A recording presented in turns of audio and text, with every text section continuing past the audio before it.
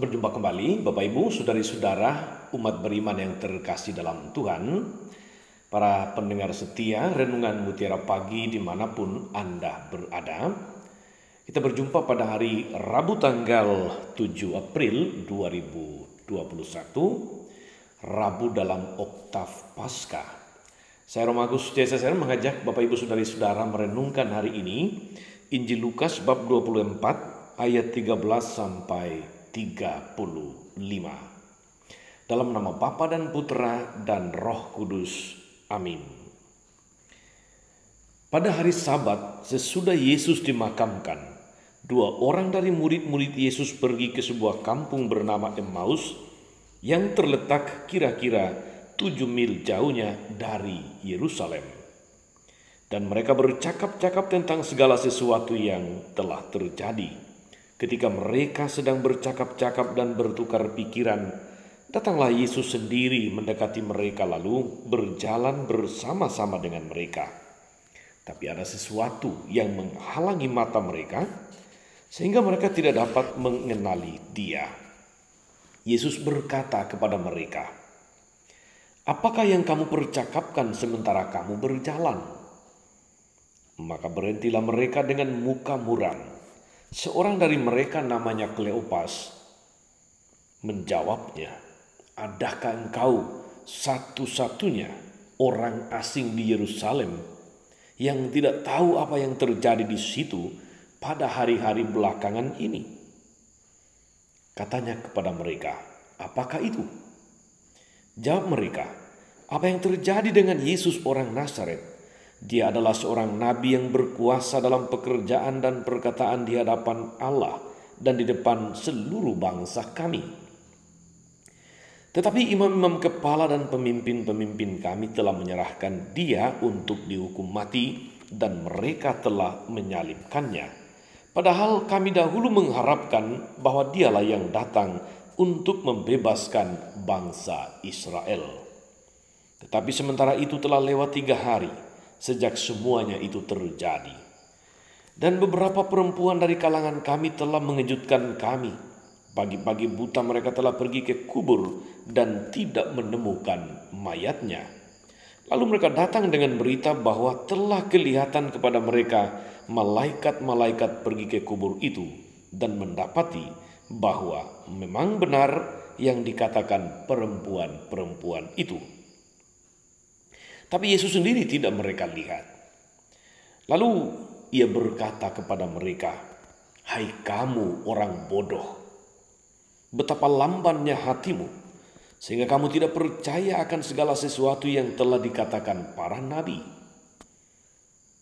Bukankah Mesias harus menderita semuanya itu untuk masuk ke dalam kemuliaannya?"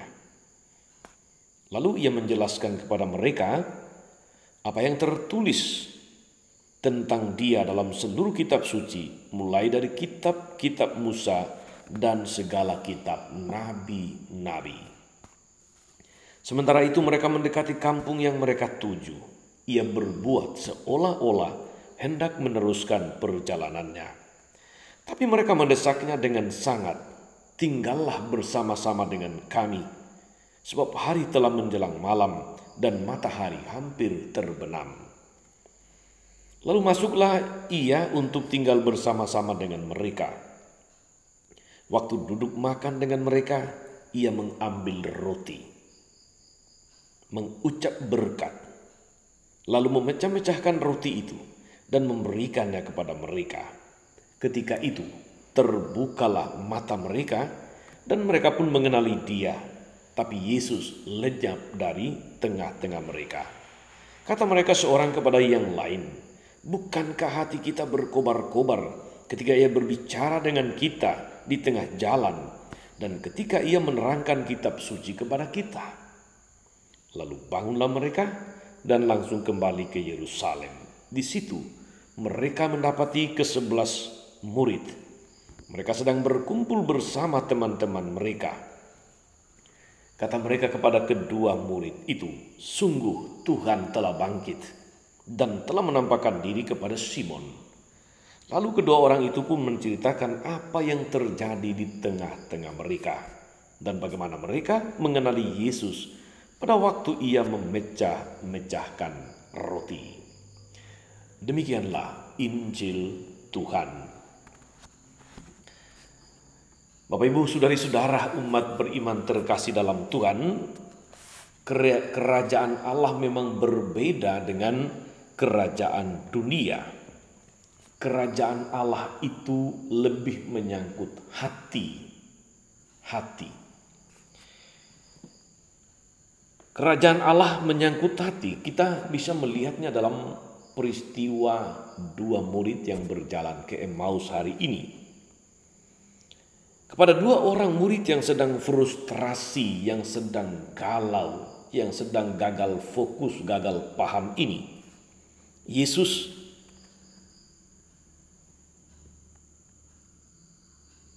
menyapa mereka, menemani perjalanan mereka, menjelaskan kitab suci kepada mereka, bahkan berekaristi dengan mereka, membuat perjamuan bersama-sama dengan mereka. Tetapi yang menarik saudara-saudara, justru meskipun Yesus bersama-sama dengan mereka, mereka tidak mengenali Dia. Meskipun Dia menjelaskan kitab suci, hati mereka berkobar-kobar, tetapi mereka juga tidak mengenali Dia. Mereka baru mengenali Dia ketika Dia memecah-mecahkan roti. Sehingga Yesus mengatakan kepada mereka, "Hai kamu orang bodoh, betapa lambannya hatimu, sehingga kamu tidak percaya segala sesuatu yang telah dikatakan para nabi."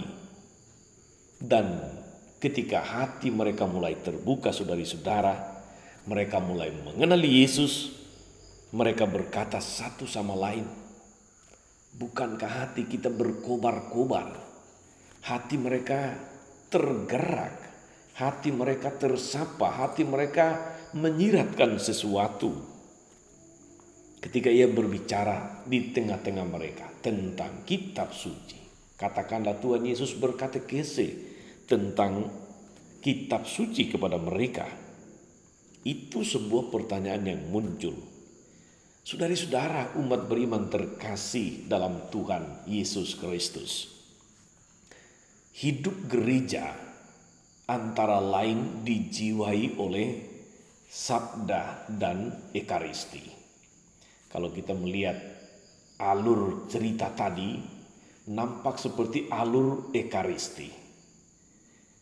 Kita datang, Yesus berjumpa dengan kita, Yesus menjelaskan kitab suci, kemudian Yesus memecah-mecahkan roti. Itu adalah ekaristi. Itulah ekaristi kita yang diawali dengan liturgi sabda, kemudian disempurnakan dengan liturgi ekaristi, saudari-saudara.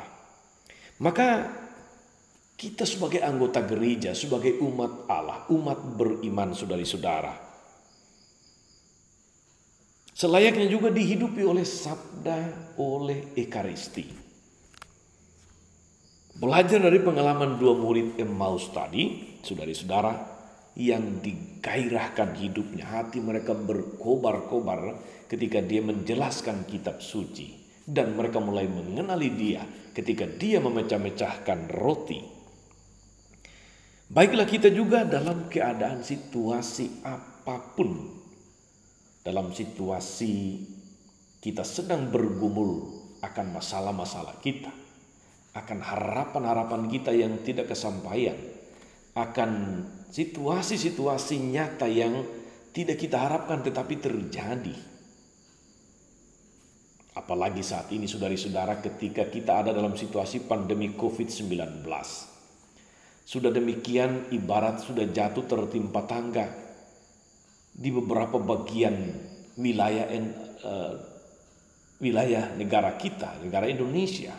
NTT khususnya saat ini mengalami bencana, banjir, longsor, badai dan sebagainya, menyebabkan banyak korban jiwa, korban materi, korban macam-macam.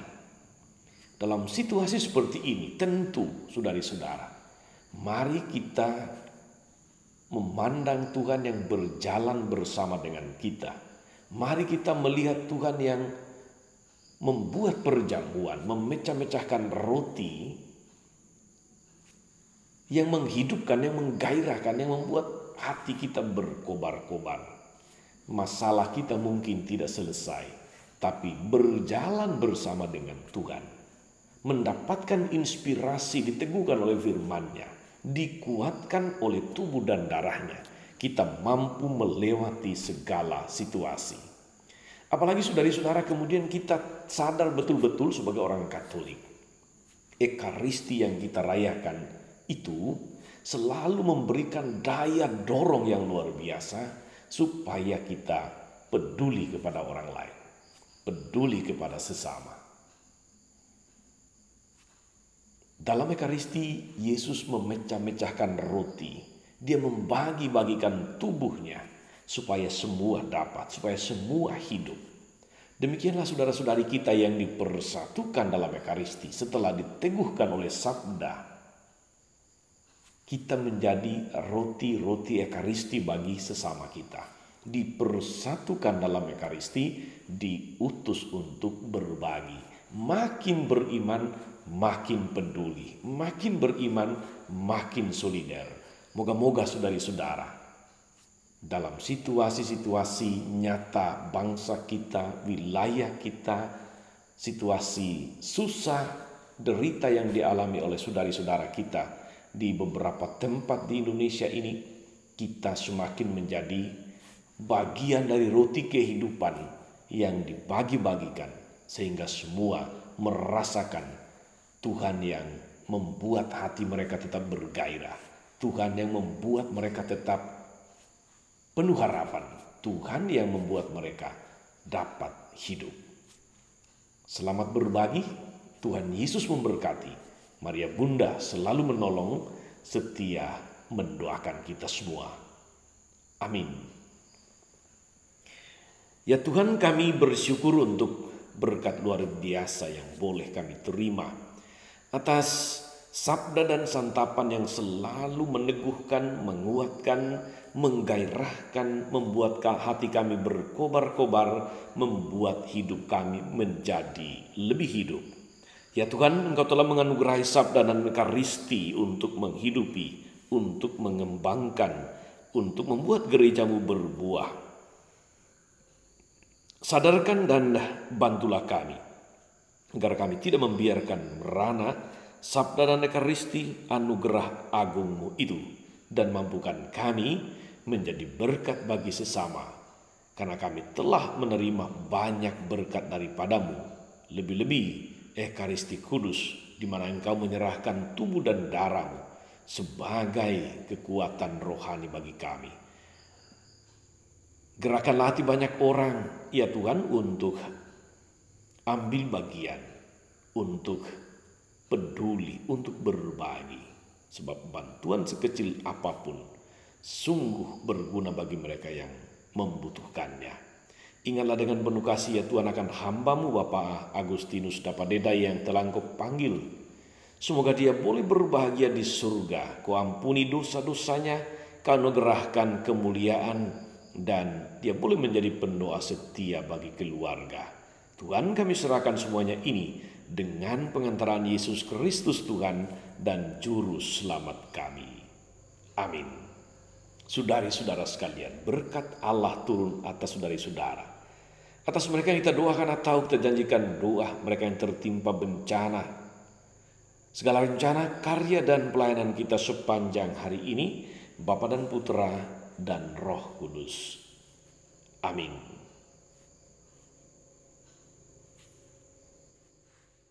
Jangan lupa like, subscribe, nyalakan lonceng notifikasinya. Salam 52, Tuhan memberkati.